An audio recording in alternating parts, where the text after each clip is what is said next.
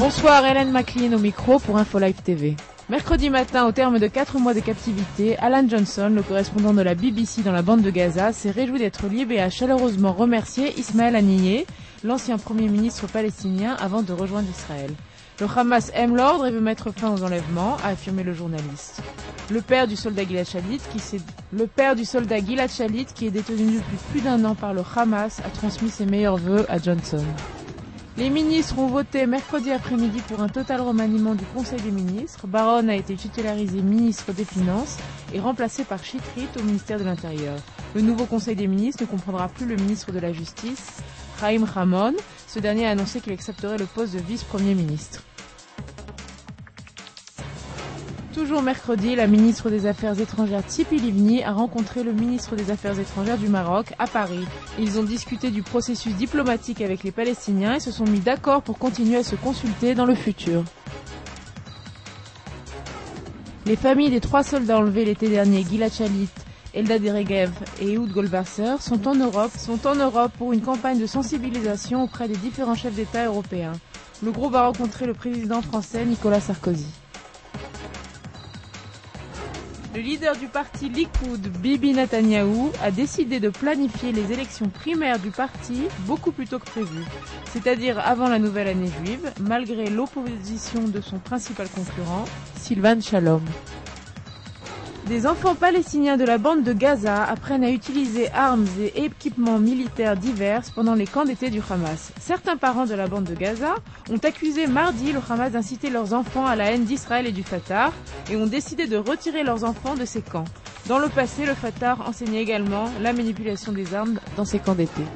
Retrouvez notre grand débat de la semaine avec 2 grands spécialistes de l'information qui ont analysé pour nous l'utilisation des médias par le Hamas et le Fatah. Et enfin, retrouvez notre nouveau reportage sur les prisons de Gaza où le Hamas fait la loi et la gestion des établissements est inspirée des lois coraniques. Découvrez en avant-première le nouveau service d'InfoLive TV. Recevez gratuitement chaque jour, en vidéo, les informations d'Israël et du Proche-Orient sur votre mobile. Pour vous abonner, entrez sur notre site www.infolive.tv et cliquez sur la bannière « Service téléphone mobile ».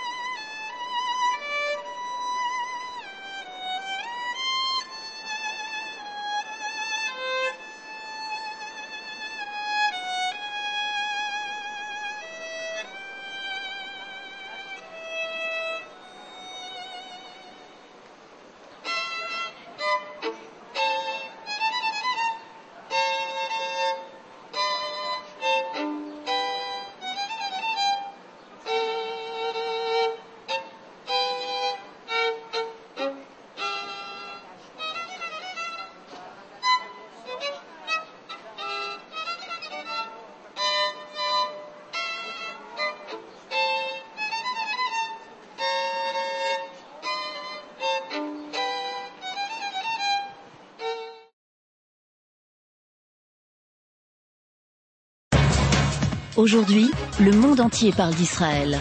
Mais qui parle d'Israël au monde entier, en temps réel, en 4 langues et en direct de Jérusalem? InfoLive.tv, la première chaîne de télévision internationale israélienne.